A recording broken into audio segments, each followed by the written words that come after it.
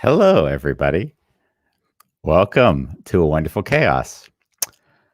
So, today is a special day. It's quite special because Bambos informed me very recently that he wasn't going to be able to make it to the show.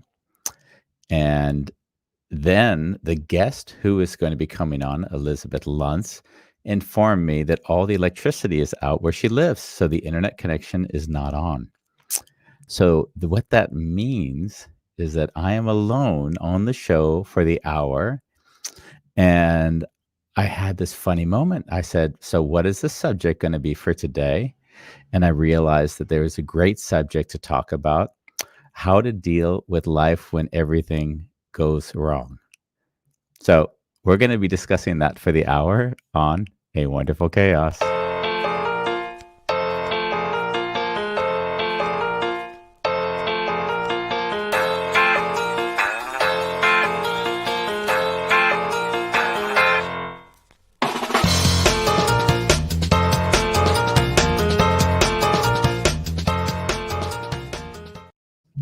So Ronnie's coming to join me right now because I did rope Ronnie into this.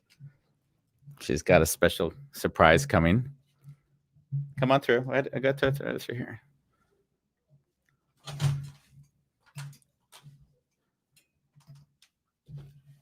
Okay. Happy birthday, babe. Happy birthday. Who's this? Who's around? So I'm going to introduce you to today's guest.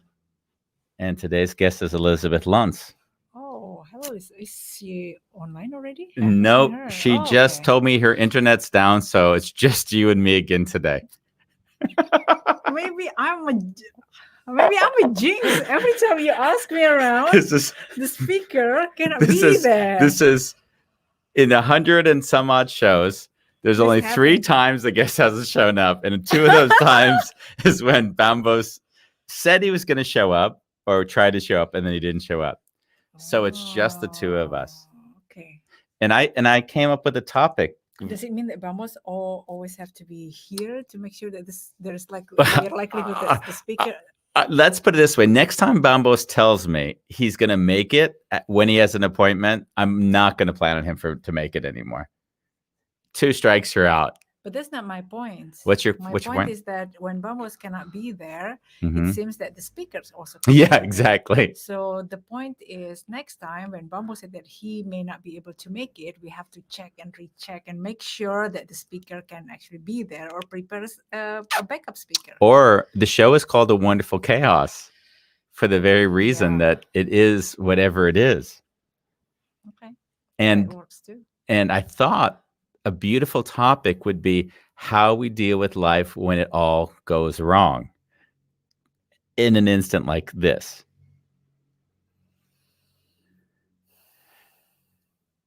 What are your thoughts on that subject?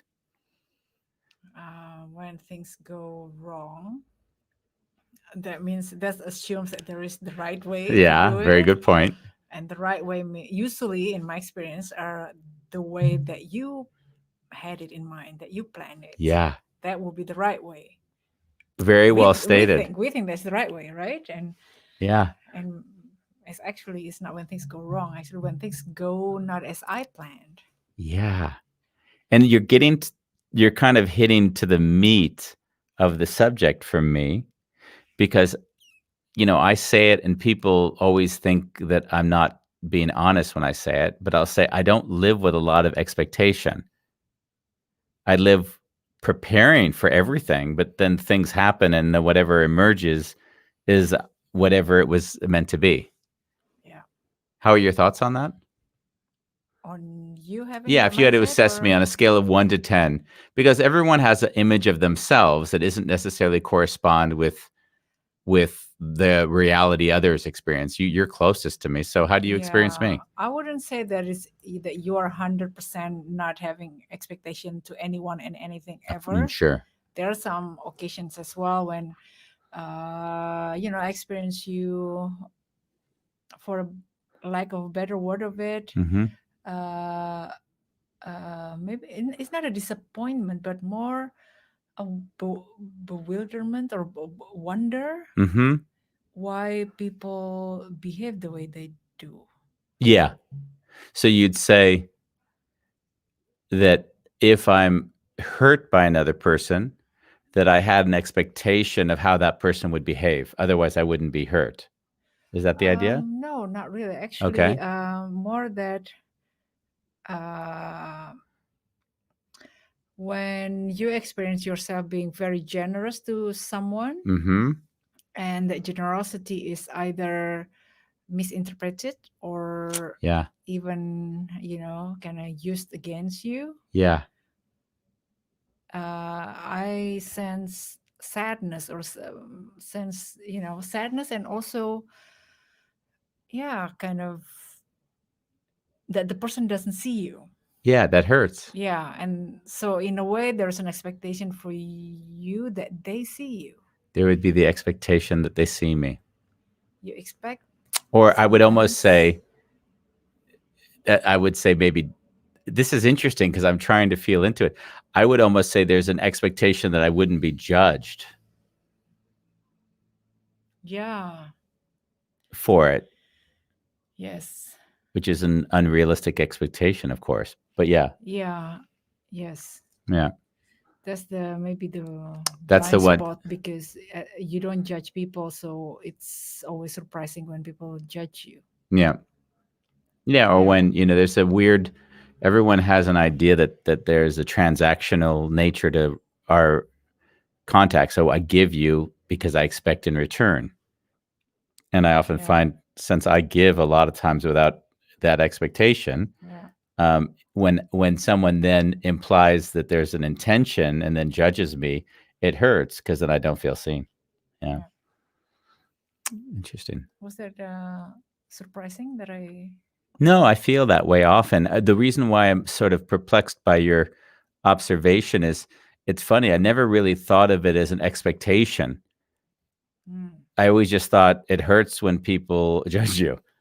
But if you say, yeah. hey, I expect people not to judge me, then it doesn't hurt because then it just. But I think there's part of being human for me, right? We all have our own experiences that I feel like, wow, it hurts to be judged. Yeah. I don't shut off to that emotion in myself. Yeah. Yeah.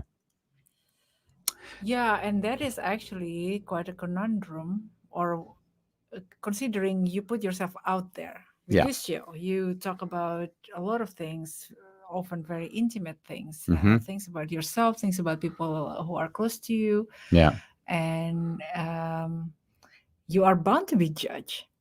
Yeah. Yeah. But I feel it's different for me if I'm on the show and people judge, then and they don't really know me, I don't have any issue with that in general. Mm. He's a jerk. He So thinks so strangers can, yeah. stranger can, but if it's Mm. someone that I feel like I love, right? Because I wouldn't be in contact with someone unless I had some affection for them, usually. Right. And then if there's not the kind of the acknowledgement of that love, it just hurts. Or Mm. the misinterpretation of an intention of something that hurts. Yeah. When Yeah. people are suspicious of you, I guess. Yeah, when they're suspicious for their own reasons, right? There's always something that's going on. You never know if there's something you yourself are doing. Yeah, suspicious is Yeah. only when you come home very quietly, and then suddenly someone behind the door say "Whoa!" Then you have to get suspicious. Yes, Okay. that's when it's suspicious in our household. If it's too quiet in the house, It you're is you're, quiet. you're looking behind doors to see who's going to scare you. Yeah. But I guess the since no one showed up, and then there was this moment of what am I going to do? I noticed that how my system runs when I don't know what's going to happen, there's a relaxation that comes over me as Mm, opposed to an anxiety. Like, yeah. what am I going to do now?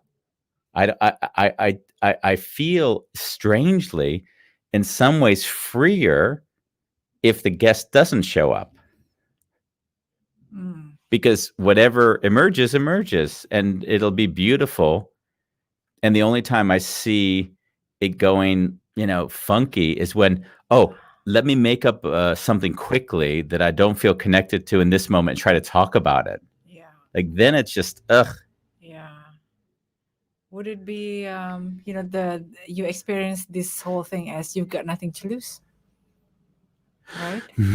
Because I Yes. imagine in my personal situation, in different situation for my work, when I have where I'm supposed to present in front of a lot of people, and then suddenly my presentation deck that are already scripted Hmm. weeks before disappeared, there is anxiety. Yeah. So again, we kind of go back to this theme over and over again. If you have an expectation that you're attached to, because Mm-hmm. we all have expectations, but if you attach to it and then it doesn't occur in the way that you'd planned, then you have different ways you can react around that moment. Yeah. And that expectation also connects maybe with the expectations from others that you sense. Yeah, yeah, but that would be another dimension because then, to some degree, that interpretation of what you expect that others expect of Mm-hmm. you, Yeah. that then stops you from being connected to yourself because now you're Yeah. trying to get into somebody else's head. Yeah. It's a lot of work. Yeah, Yeah. and I guess I've learned intuitively and I've trusted more as I've gotten older is that if I stay connected and allow that to guide me, then things materialize in the best way they can. Mm. But that's a trust that I have. How means you've Trust to yourself, I guess. yeah, that's a trust in myself. Or I wouldn't even say myself. I would say I trust in the process. I trust that whatever is meant to come and to evolve or to appear will just work out.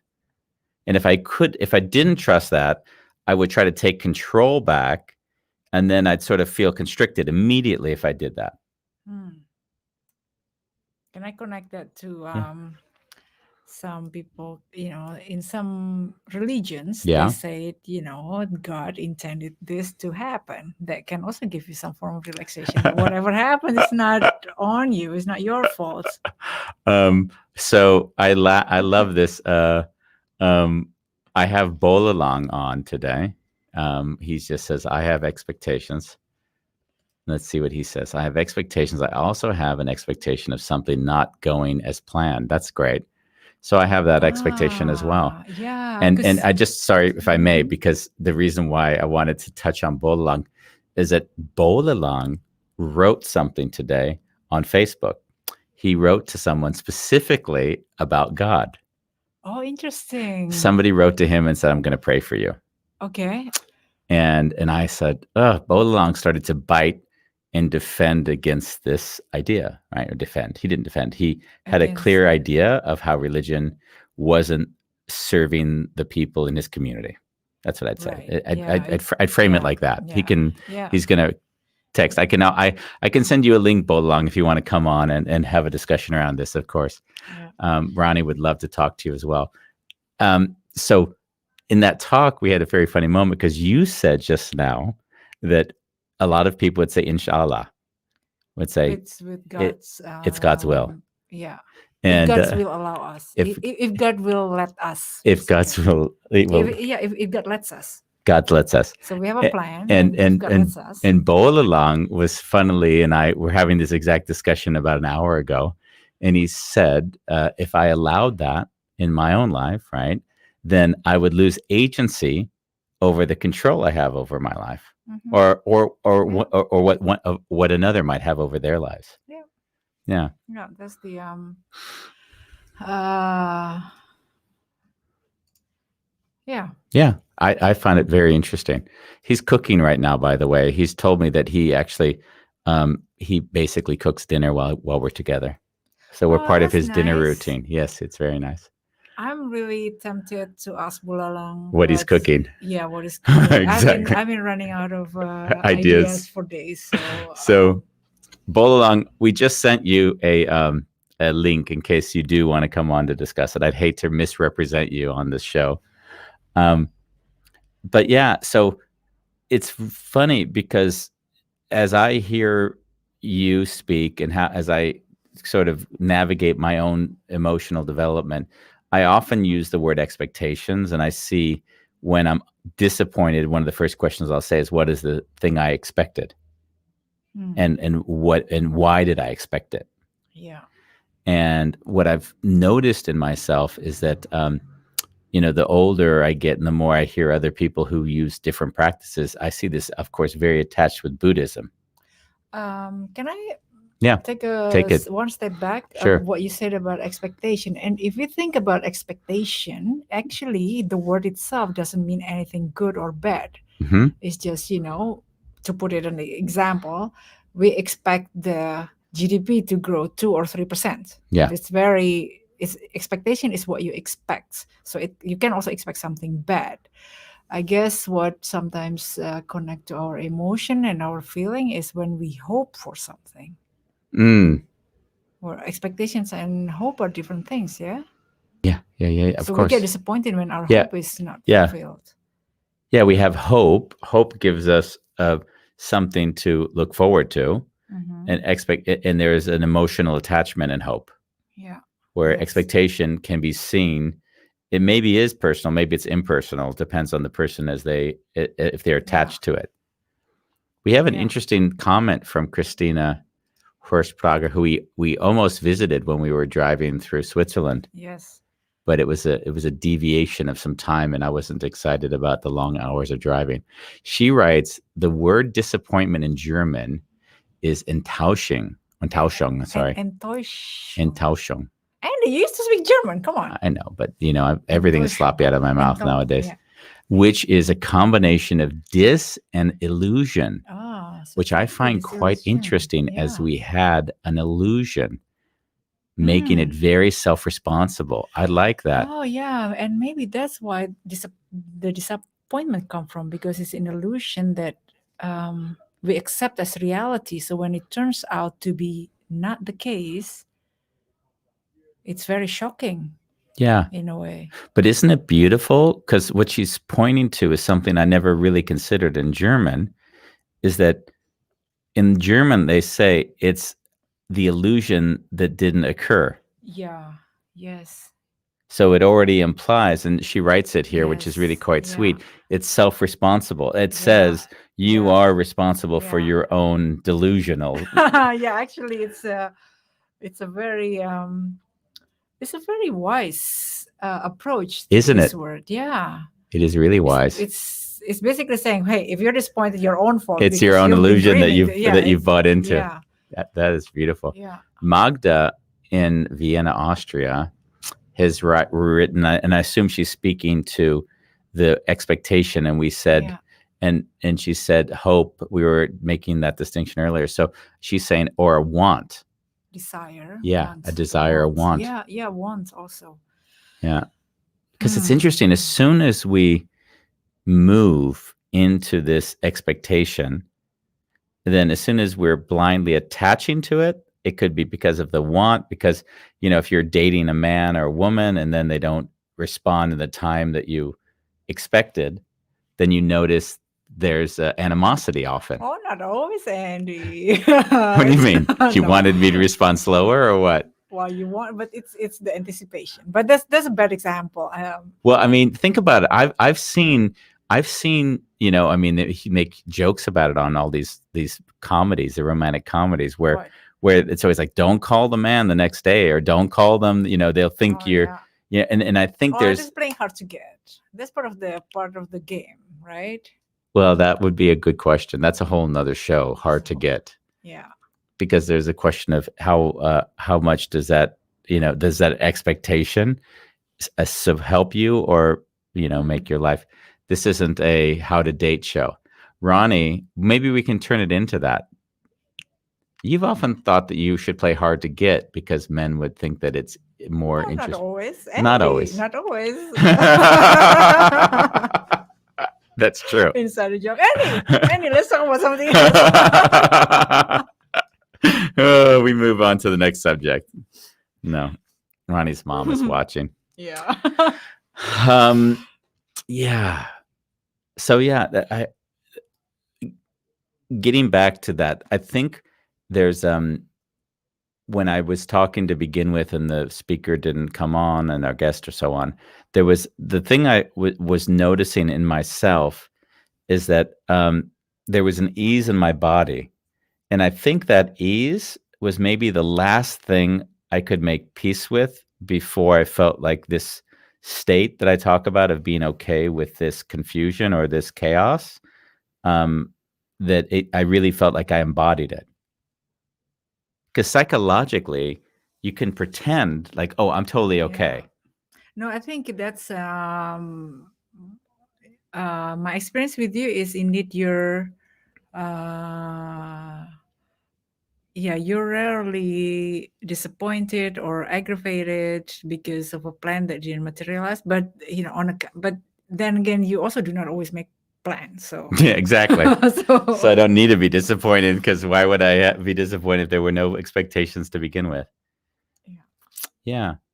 But I mean, like it was funny. I give like it would be nice to give a good example. So when you and I were going to go to the UK, we had this trip planned. And the day before the trip was planned, the Netherlands was put on the ban list for you needed to do the 14-day quarantine. yeah. And that we found that out on the Friday, and we were supposed to leave the following day. Yes. And we were like 4 hours outside of that period. So Yeah. if we went 4 hours earlier, it would have been fine. But since Yeah. we arrived 4 hours later, we weren't fine.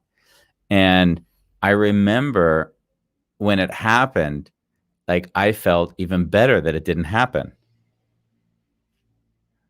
It's not because you secretly wanted to go elsewhere. No, because there's a side that was like, wow, now it can be anything.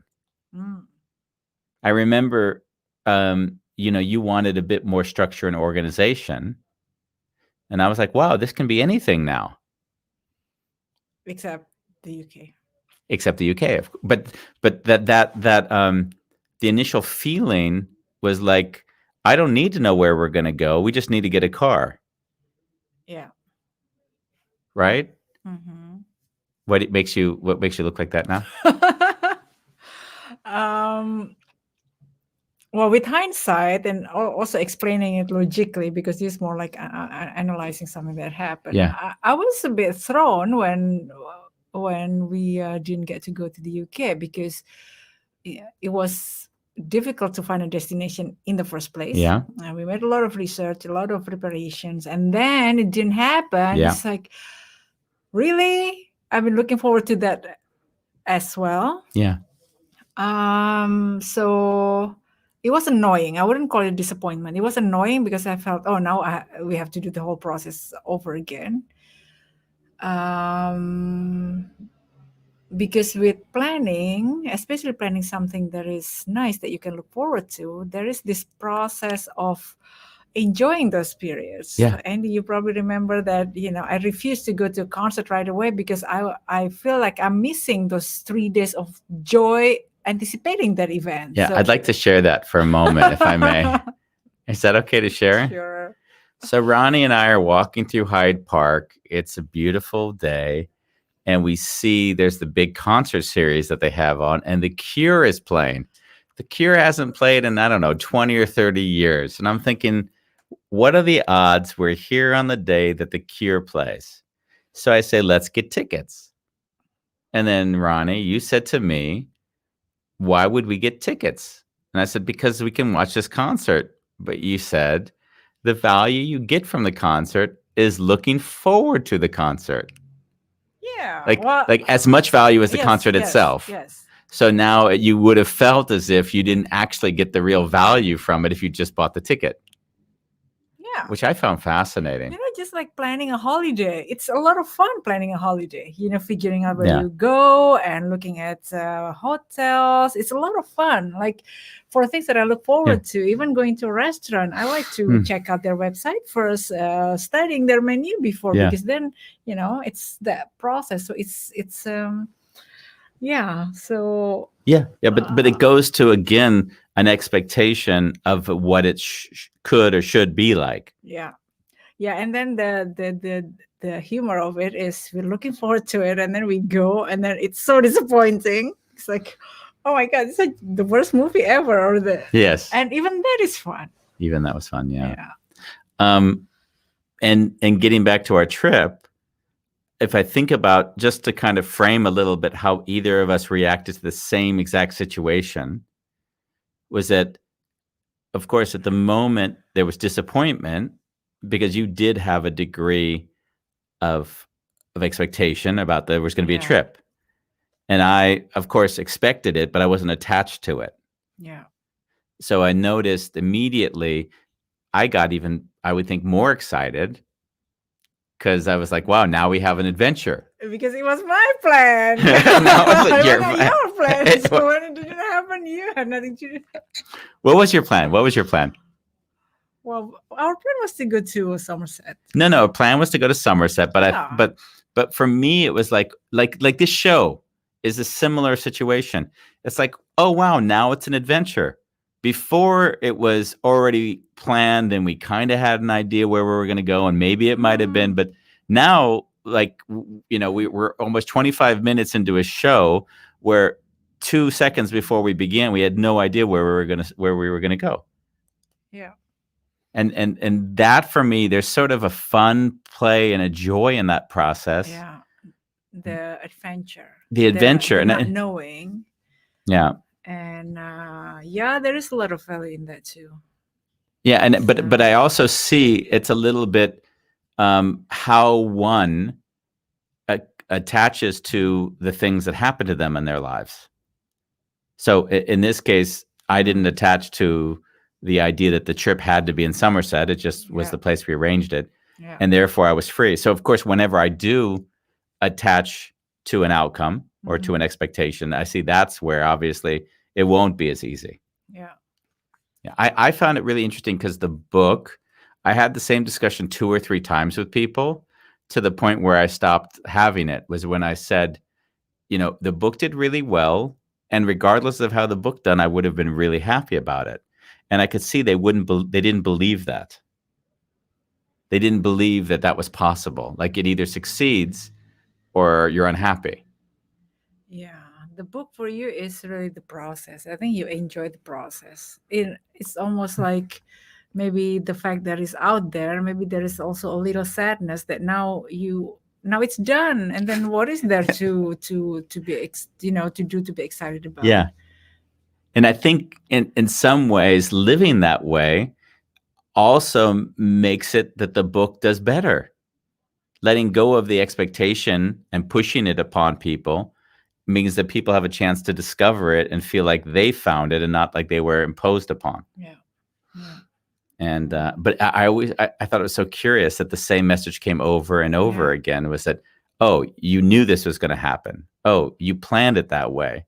I kept thinking to myself, I planned because I just did it, but it was the process that was the joy, not the actual outcome. Yeah. But having said that, the outcome was incredible. Yeah. And therefore that was also celebrated, more so than if it was other, for sure. Yeah. But it isn't that if it didn't do as well, I wouldn't have also been incredibly happy. Yeah. When was the last time that you actually made a plan for something that is significant in your life? The book, I planned for the book for sure. This book launch, I planned for it. I made an Excel sheet. I had dates on it. And, I invited Anthony Iliano, who was on the show. And you remember my long calls with Anthony. He was doing checklists with me. He really guided me through the process. So I did bring it in. But I also, I could imagine he, as many other people in my life, have been really frustrated, is that they really, when you're working or mentoring somebody, you really need that person to be attached to the outcome, because then they fight for it. Yeah. And a lot of times I'm just happy with whatever emerges. And there's something that doesn't, I find it's the flow I stay in. And that means I can stay in the process. I think people get confused because I think they think if you don't fight for the outcome, it doesn't mean you aren't doing anything. Where I say, no, if you continue just staying in the process, then if you don't have a deadline, you'll probably do it faster. Yeah. Is the drive is different, I guess? Is that what you're saying? Yeah, I at least in myself, if someone says you need to have it done by Friday, then all of a sudden I have this, in my mind, I have a deadline. And now my brain first thinks, now how do I organize this by Friday? Now, if I wake up and I have a list of 5 things I need to do, then usually I'll do that when it feels best to do it. and it'll happen really fast because it'll happen at the moment when I felt like it Most was productive. Or most productive, and it's not under pressure. And what I noticed is that if it becomes a to-do item, it'll often become something like, oh, I now need to think about this. And that in general, things slow down in my own life in that way. Yeah. Magda, she wrote a comment when we were discussing about planning, and About the concept. and she could certainly she can empathize with your desire to have things planned before a trip. Yeah, that's like the journey until the climax of the actual event, and then it's kind of like, yeah. How did you feel? Because we did. I mean, for those that didn't know, so we didn't have a trip because our trip got canceled. We literally rented a car that day, and we drove 2,000 or 3,000. How many miles was it in the kilometers? Was in the end? 3,000 kilometers. So we just drove pretty much daily. We just went to different locations all the way down to Venice. Like, how was that trip for you? Because on some level, it wasn't planned. We weren't clear on the destination. So what makes that then it's okay if there's no expectations, but on a other trip you need the expectation? So how does that work for you? Why is it why is it okay in that context?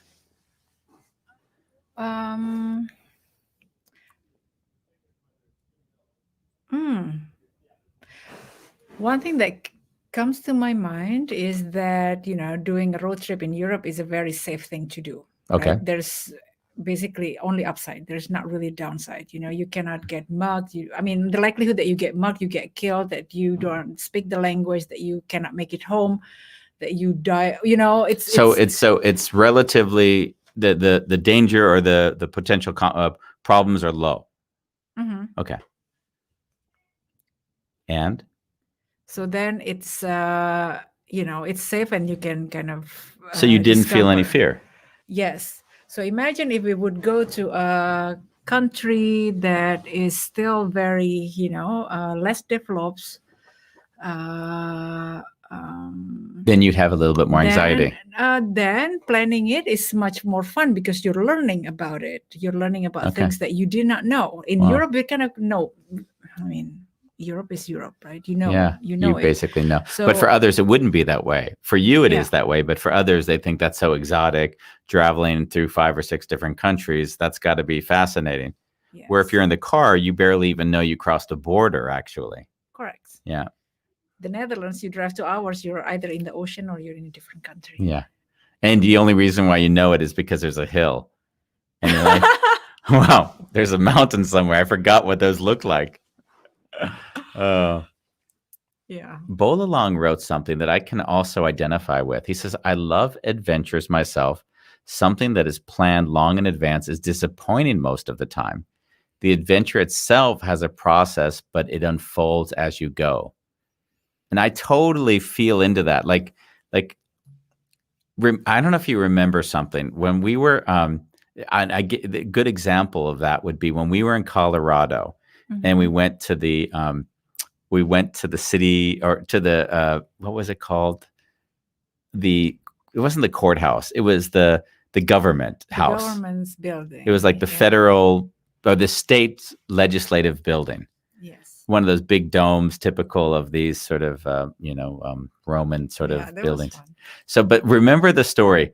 We went into this building, and then there was the tour. Yes. And then I looked and said, I don't want to go on a damn tour. Yes. I'd rather just peek indoors and check out and see what. Yes. And so then, that was so much fun because we went also with your brothers. Yes, we went with my brothers. So they followed the tour. And we kind of. And we were just spying our own way. And we peeked in the door, and that woman said, well, what are you guys doing? And I said, we just wanted to have a look around. And she says, well, why don't I show you? Yeah. And then one of the funniest moments is then she took us through the very private area into the actual where everyone sits when the actual when the proceedings are going on, and then my family, Michael and Danny, were behind the glass looking at us in the middle. The tour group is looking inside, and we're in it. And we were in it. And for me, that was the fun. like the sitting on the tour group would have been also okay, but there was the adventure of it. Like I laughed that and smiled that whole day. And there's some degree of the fun is in that process of the discovery of what's possible. Yeah. That's what and I see that that's something Yeah. that, I do more and more the older I get. And I see it. Sometimes it isn't easy for you. I've thought. It depends. I mean, if I what randomly is. talk to someone in a store or something, Yeah. I think the first few years of our time together, you'd be like, Andy, why are you talking to so many people? Yeah, why are you going to a shop? Yeah. But you would also see that like the people, there's a genuine connection, I'm assuming, or no? Yeah. Yes. It was because it was more, how do you call it? It's more genuine, more spontaneous. Um, yeah, it's And I equate that with this low expectation, meaning I go there because I like them. And sometimes I've noticed when we've had the interaction, you'd say things like, Andy, but do they want you there, or is it appropriate to go there? I've noticed, at least in our, I consider that very much a cultural difference between us, is that you spend a lot more time than I do yeah. considering the other person. Yeah. Yes.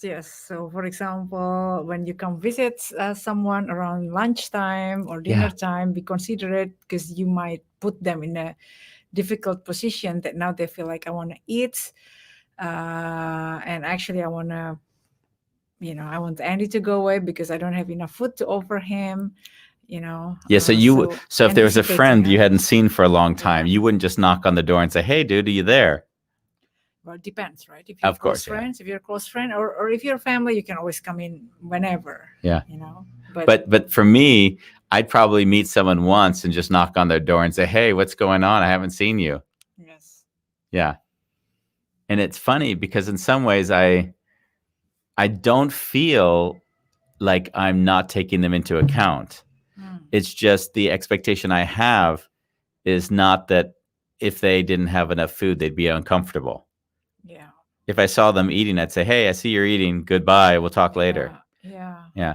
Yeah, and I think it also maybe not cultural, but you are in the position of strength, right? Because whatever you do, nobody can do anything to you, right? Interesting. What do you mean by that, though? What would be a position of weakness? Well, when I was younger, I had several occasions, not one, several actually. So it was not a fluke that when I did what you do, Okay. suddenly I got guys following me home. Oh. Suddenly I got someone trying to sneak me into their apartment. So. Okay, but these were the same people you were visiting, or they were other people? When you said you went to visit, these are like men you'd go visit, or just on the street? Just in general, for example, you said you would go to a shop and you have a conversation with them. Uh-huh. If if I would go to a shop when I was younger, okay, and have a conversation with them, they would interpret that as, wow. she's actually, she's wanting something. That's why I got the guy suddenly banging on my door and said, well, who are you? I said, well, you gave me that look at the station. So that happened. So that was kind of, from those experiences, I learned avoid eye contact. Wow. So I wish I knew how to do karate then. Interesting. You had that experience when someone followed you home. Yeah. I don't know if I knew that story. That was in The Hague? I was in Rotterdam. I was a student. Wow. So those kind of stories clearly make you more cautious, only because you now don't know how people are going to interpret anything you do. Yeah. Yeah. Interesting. Yeah. And in some countries, you don't even have to do anything. You just walk the street alone as a woman. There is already signaling something. Yeah. So how is it for you? Because as maybe the guests do or don't know, you were raised culturally Muslim. Mm-hmm. And that would mean there's a lot of expectations upon you. Actually, for women, they don't expect anything from you because you're the one being taken care of. You're the one where decisions are made for you. So your job. Okay, I'm going to offend a lot of people by saying this, but my experience, at least Yes. as a girl being raised in that kind of environment, is just be pretty. Just sit there, be quiet, be pretty, and not say Is that right? yes, yeah. But I mean, they did encourage you to get married, Because then someone else would take care of me instead of my parents. Okay. That was their idea. Although they Yes. weren't taking care of you, but Well, psychologically, I mean, financially, you were already independent. So it but was really, psychologically, it's everyone's yeah, responsible for their own psychological well-being, no? exactly. But they're psychologically well-being. They had the expectation that you would be being taken care of by a man, Yes. and they needed that to happen so that they could feel resolve. Yeah, because parents, usually Muslim parents, at least the way where I grew up, is they Yeah. see that is their responsibility to take care of you. Yeah. So if they feel like they cannot take care of you, or it's time for you to be taken care of by someone else, Yeah. and traditionally is very the option that the woman can take care of herself is not really there somehow. Yeah, but that, I mean, I think in your family, that, as far as you've told me, that was bred into you pretty strongly, that you will not be taken care of by a man. You are going to be able to take care of yourself. Yeah, that's my aunt, who was not a Muslim, and Oh, yeah? very strong, very very good lawyer. She's a lawyer. And She was not a good Muslim. lawyer. She's like, yeah, no men in your life. Yeah, she told me very young age before I even understood. Like, how old were you? Because you never I told me how was- old you were when she I told you was, this. I don't know, maybe 8 or something. You were 8, and she said, she told me never sign a prenup. she said at 8 years old, never signed a What prenup. the prenup meant, but apparently she saw the potential, or maybe she saw that I'm going to be hanging out with some, I don't know. She's talking to the 8-year-old you as a lawyer in Indonesia, telling you not to sign a prenup. Yeah. This is fantastic. Yeah, well, I mean, Bolalang and I had a funny talk today, because I told him that when I visited Indonesia, I think maybe last or the time before that, when you go to pray, I went to pray with you and with the family. Yeah. Which I thought was really beautiful. In fact, I told you it was the nicest time I had while we were in Indonesia. Yeah. There was something beautiful about being with the family and sharing that moment. Yeah. And lo and behold, I didn't consider that the ramifications were that there would be an expectation afterwards that I would convert. Yes. Yeah. Yes, indeed. And that was sort of there's an openness to welcoming all religion. And I think obviously that, and I didn't think or factor that into it when I prayed with them. Yes. I didn't think to myself, oh, now I'm setting an expectation of that this is something I'd be open to. Yeah. Not knowing to be open to everything in that way. Yeah. Yeah. Yeah, I think that even the ramification is not so much on you, because you know, but it's probably to our brother-in-law, because now it's suddenly it looks like, oh, Andy is at least making a move or showing interest in the religion. Oh yeah, exactly. And then suddenly my sister's our brother-in-law. Yeah, I really screwed him there, because now I became the one that was open to it. Now he had the expectation. I think I remember when we told him, he's like, "Oh, now they're gonna have an expectation of me next time I go." Yeah. Oh, that was too funny. Yeah, now they're gonna have an expectation of me. Yeah, sorry about that, Jeff. Andy, speaking of expectation, yes, when you sense that someone is expecting something from you, and you know that you are unlikely to deliver that for whatever reason, yeah, do you feel that, oh, I'm going to disappoint them? It's a great question. Actually, that was the best question that I didn't think about, but it is such a good question. When I sense it very quickly, usually very quickly, I do everything to make it aware and agreed upon that expectation exists, and then decide together with that person if it's going to be possible to meet that expectation. So I do a lot in my life so that other people don't project an expectation onto me, and then I'm accountable for something that they might not even be aware of. Yeah. And you'll remember the whole training, like the absurdity. I gave the 15-month training, and if you remember, I refused to give it a name because I said, if I said live a better life, happiness in 15 months, deal with your struggles. Like I knew as soon as I put anything attached to it, then the individual would say, oh, Andy's now going to be able to help me achieve that. Yeah. And so I just said, there's no course name. You join for 15 months and there is no course name. Yeah. That's like joining the Miyagi dojo. The Miyagi dojo. And it was funny was because a few people said to other people, you should join the course. Afterwards? No, before. Or during, okay. No, before we even started. Okay. And they said, and then they'd say, what's the course called? And they said, well, he doesn't have a name for it. Then why would you join? Because, usually it's because we had contact. And they said, well, maybe you should go talk to him. So then those people would come and we sat and we'd speak about it. And then I'd say, so what do what's going on in your life? And then they'd start asking me questions. And then at the end, they'd say, so why would I join your course? Like they wanted me to convince them of joining it. And then I'd always say, I have no idea. Yeah. Why would you? Why would you? I don't think you should. So it was funny. So there were these talks where I could convince the other not to join. And what emerged because of that, and that can't be underestimated, the group that did emerge was really beautiful. Everyone came with aligned values. Yeah. So there was no compromise of let's try to create an idea of where we're all going to get. There was no, we're going to take a journey together. Yeah. I don't know if you remember, like I'd go to bed and I didn't even know what we were going to talk about the next day. Yeah.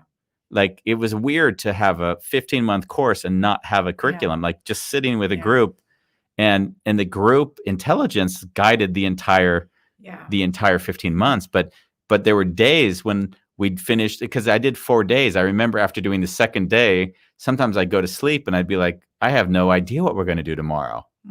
And then I'd like kind of have to let that voice settle. And then I'd bring it to the group. I don't have any idea what we're going to do today. And then it was beautiful because what would emerge was the intelligence of the group then took over. Yeah.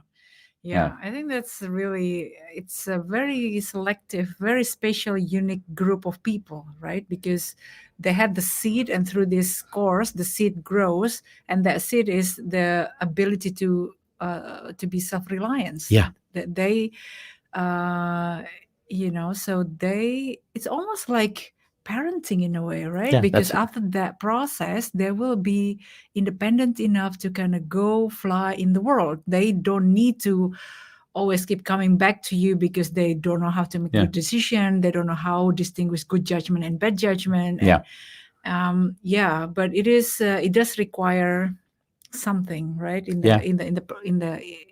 In myself and in them. It requires both of us, because I have to be okay realizing that I'm going to surrender to what emerges. Yeah. And on the same token, I have to be also comfortable saying I got to have the container. Like I need to manage when things move. And I only had one rule, and that's funny. That was only one rule the entire 15 months. And I remember it is that if anyone was triggered, and I mean even the slightest trigger, whatever we're talking about is unimportant. And all we did was we went into it. So that guided us. So if there was a smirk or there was a constriction, okay, it would be like, so what's going on right now?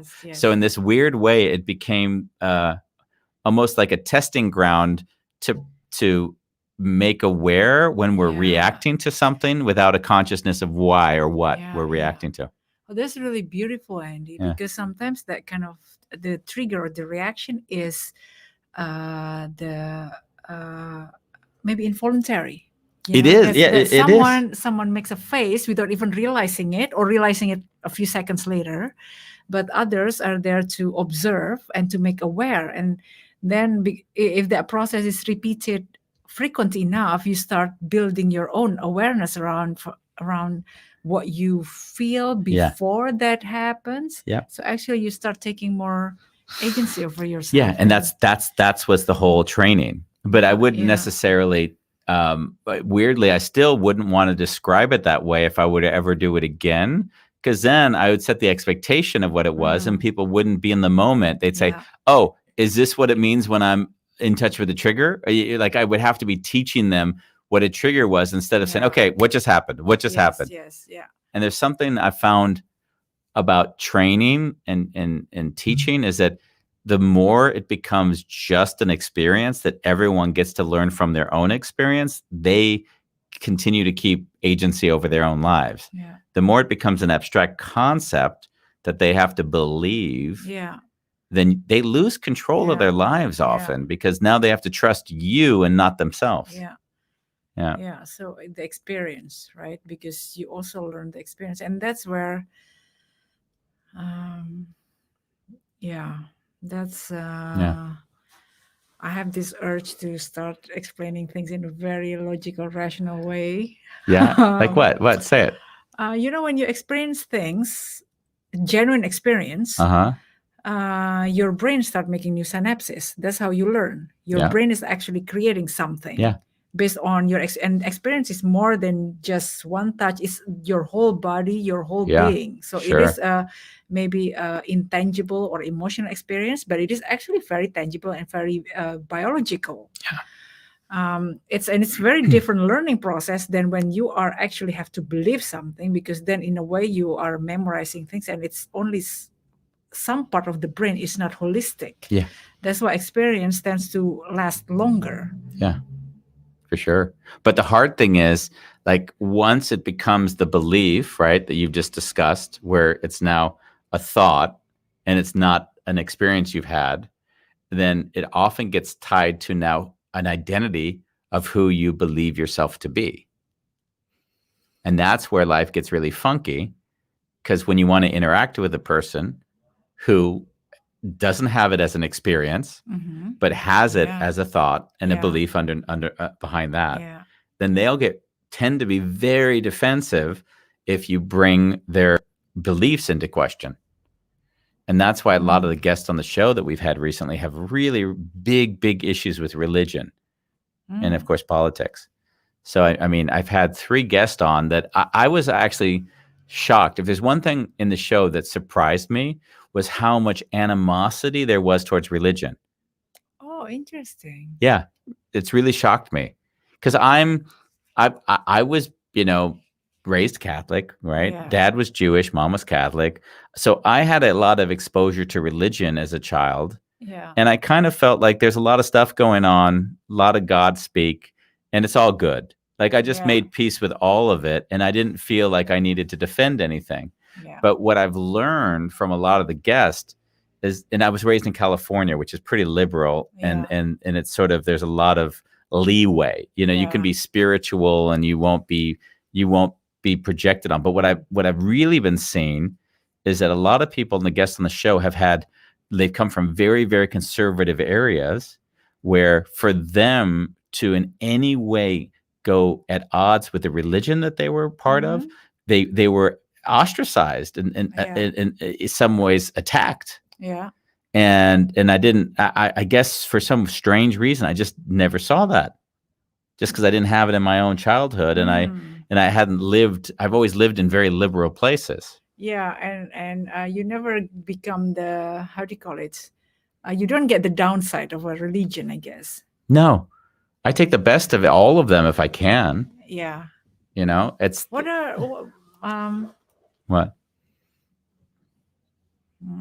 What's your question? Well, I imagine that you are raised in that it's a liberal. I mean, when I grew up in Indonesia, it was also a very liberal Islam, right? Yeah, exactly. Nobody wore a headscarf, and a lot of the things that we did was more culturally done. Yeah. The fact that we pray together, it is also a moment to bond, and it's in silence, right? So we connect without words. So a lot of beautiful things, and I'm not practicing anymore, but I also do not have any, how do you call it, hatred or any strong emotions towards religion. Maybe because also the expectation of religion, right? Because Well, you say that, and Mhm. I don't see hatred in you, but I do see the patriarchal nature of religion, especially in the Muslim side, Yes, is not something you've made peace with. Not nor. I mean, the fact. I think that is part of the religion that I felt I was disadvantaged from. Yeah. The fact that I happened to be born as a girl, suddenly I cannot do things that boys can do, which a bit arbitrary. But I wouldn't say that. Religion has a function. Yeah. Religion is not all good or all bad. It's there for a reason. Yeah, but that's what I was saying. I had a similar feeling in my life. Yeah. And what I've noticed with all these new guests coming on who've been, in some ways really attacked, right? That's the sense that they have Yeah. for leaving their churches. I've been surprised at the amount of animosity that they've had to experience in leaving leaving their religion. And So that means that religion must be a very important part of their lives, that it becomes such a big deal when you live it. yeah, that was a big in their communities where they were raised. Yeah. That's the issue. Yeah, Yeah. totally the issue. But so in a way, I think your question came, and I'd like to go back to that question because I don't even know if I answered it. When you said, "How do I deal when people have expectations of me, and I have a sense even maybe that I can't satisfy those?" Yeah. And what I've seen in myself is thankfully I have an intuition that there's something there that's being expected. So I'll usually be very open and direct and loving as well. So I might even say something like, "Hey, I see, or I have the idea that you may have certain expectations. Before we begin, I'd love to have an idea of what those are."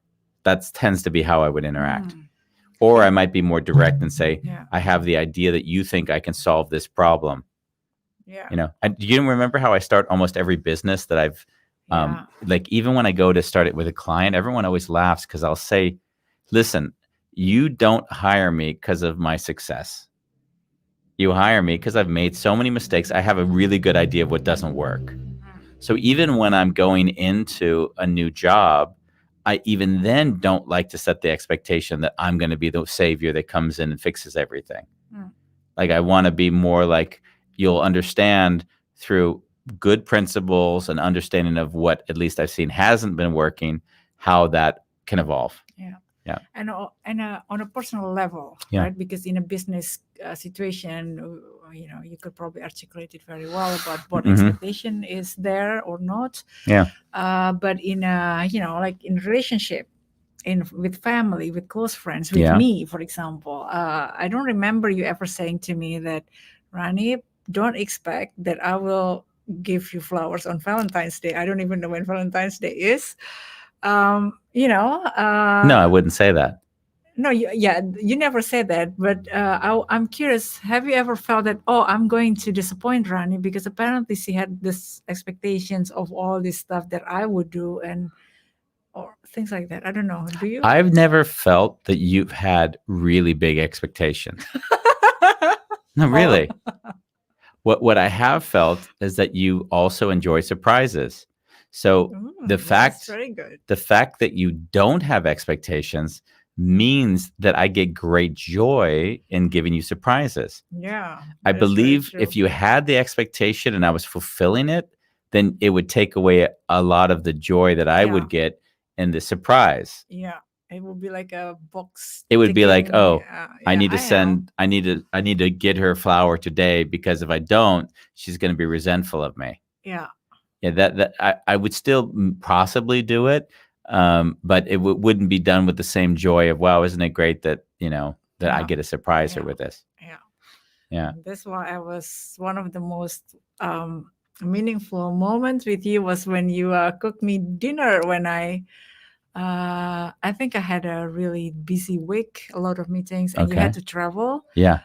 So I couldn't even take you to the airport. You Yeah. had to leave. But then on the way to the airport, you send me a message. You say, "Hey, and I leave this in the fridge or in the oven." Yeah. Yeah. Exactly. And I thought, "Oh my God, Andy made me food." Yeah. You love it when I make you food. By the way, we're coming up Mm. on the end of our show, and I've just seen that Bolalong has joined us. Ah, Bolalong, talk about coming late to the party. Hi, Andy. Hi, Rani. Hey, Bolalong. hi. Did I How are misrepresent you? you when I talked about God? Uh, no, you reframed it the way that you understood it. Okay. But along your talk, you spoke of expectations. Uh-huh. That when you interact with people, you don't want to create expectations that are unreal. Yeah. That's purely what is happening in my life. I wouldn't want somebody to think that I agree with them when I don't. But I Mm. Mm. don't. I don't think that bringing that up is rude. Yeah, yeah. And Ah. this is interesting because this is where we'll be different. Yeah, I'm curious. Because where I will where I'll set where I'll set the boundary, right? If we call it a boundary, which I don't usually use that word, but let's just say that for a moment. What I do is if the expectation is not a difference of opinion, an idea, but it's something that they believe I am going to deliver to them, it's totally different for me.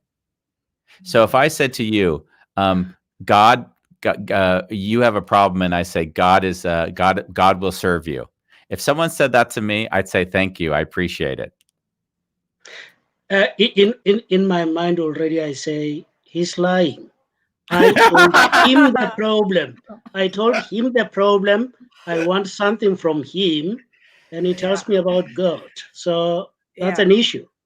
Yeah, yeah. yeah. And But slow down if if I that may. is in my mind and I don't raise it, the person might think that I believe Mm. those stories and they can get away with it. Oh, okay. So Mm. in that way, we're no different because if I hear you correctly, there's an expectation they have of you in sharing it that way. Yes, there is. Okay. Mm. Yeah. It's okay. Shut up. Things will be fine. God will take care of them.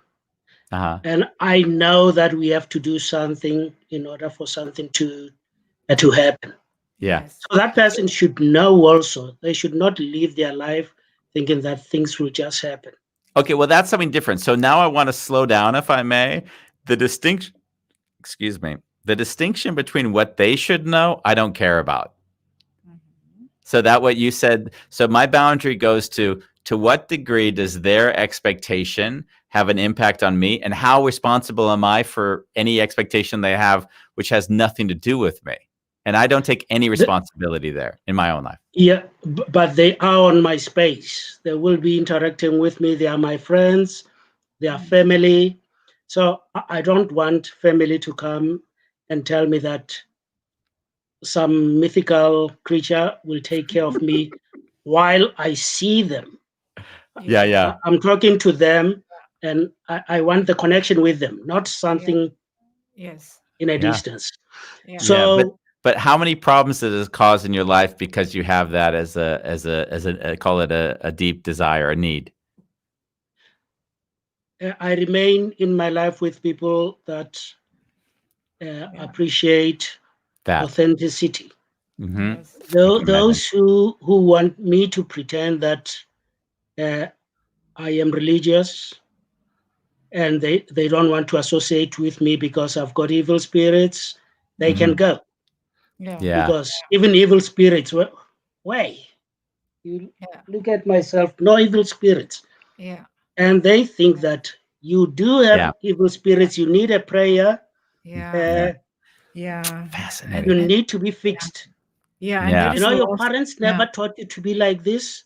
I remember when you grew up, you were such a lovely boy. Look at Wow. you Wow. now. Look at you now. What happened to you? Yeah.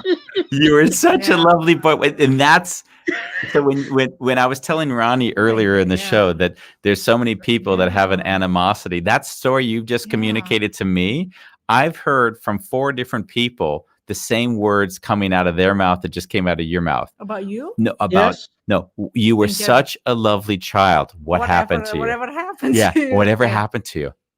Yeah, they Yeah, think Interesting. I went mad, or Yeah. in yeah. fact, they feel that Satan Yeah, They yeah, really yeah. came think into. Satan. Yeah, evil Yeah, spirits. they think Satan Yes, came and took over my mind yes, as yes. I'm So speaking like this. so that's why you say you really can't leave any space there, because if you leave any space, then all of a sudden they take advantage of it. That's what I'm Yes, understanding. and that is going to happen to my children and their Mhm. children, and this is going to continue forever. So we can make it fashionable to say what we feel. Just Yeah, like the people with beliefs are given space, yeah, Yeah. we should be given space to say, we don't believe. yeah. Yes. You know what you have just told me? I don't believe it, but it's fine. Yeah. I I like would your say, intention, but I yeah, don't believe what you're saying. yeah. I would Yeah. You love are to see trying to that trick me. world. I would love Yeah. to see that Uh, world, because that would suggest, Bolalang, that the world is willing and open to the idea that whatever they believe may also not be true. And sadly, that's not a world I experience all that much around me. Yeah. but before people were quiet. Now Yeah. people are speaking, Yeah. and the ideas are collectively evolving to something else. Yeah. Because when I was young, I still Mhm. remember most people believe that God is sitting somewhere in heaven. Mm-hmm. Mhm. Somewhere, maybe I was a teenager, so I was starting to hear people thinking about God being in their hearts. Time went on. I hear people talking about God being the collective of all of us. So even this God idea is morphing. Yeah. Yeah. People are trying to get out of it, but without disappointing anyone. Mm. Yeah. Yeah. I think I notice the same in my own life around spirituality, right? The word spirituality, when I was a kid, it had a much more of a woo-woo feeling about it. And in the meantime, someone will say something like, I have the idea, I believe that there's a higher power, but I won't necessarily call him God. Or they'll speak in more of a generalized way, Yeah. so that Yeah. so it's not as offensive potentially. Yeah. Yeah, 'cause- And now we have people that are spiritual and they don't believe there's a God. yeah, They Yes. say, no, I don't believe in a God, but I'm spiritual. And you yeah, say, what do you mean you're spiritual? Says, I'm in touch with myself and with Mhm. others. yeah, Yeah. And that is spirituality. But if I would ask my father what is spiritual, he would say, spiritual is being close to God, yeah. Well, you know Yes. what thinking my dad, like God. my dad told me, Yeah. Bolalang, my dad told me that he was God Oh, while he was oh, but yelling at me. He said, "I am God." Yeah. That's a blasphemy, I right? wonder whether I'm generalizing here. Uh-huh. A lot of the Jews that I meet, Mm. I've got a feeling that they don't believe in a God that is outside somewhere. Yeah, I don't even know if Judaism believes in God, by the way. Is that true? I'm I've not even. picked it up. What? I've picked it up. Okay. Yeah, they don't. Jews don't have a problem with me. No, why not? Yeah. The Jews don't have any problem with anyone. Everyone's got a problem with the Jews. Yeah, exactly. Really, out of the friends that I have, the Jewish ones, Yeah. they have Well, no problem at all. In fact, they say you are fine. yeah, what Yeah. I've learned in my time in the Jewish community is you like to have discussion and discussion and a competition of ideas. That is how I know you.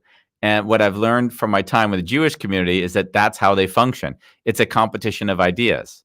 Like, and without needing to impose them, but we're not going to deny them. So there is a beauty in that way of interacting for sure. Yeah. Mm. Yeah. Yeah. So So you see, this is yeah, just a changing idea. It depends on what is fashionable today. So I agree. won't run with it. Even the clothing that I wear, I don't run after fashion. Yeah. So why should I run after other ideas that are fashionable Exactly. if I know they are going to change. Mm. You're a forerunner, Bolalang. Yeah. So Yeah. we've gone 10 minutes over our show because I wanted to at least bring you on to have your last word. Is there anything else you'd like to share before we close this one up?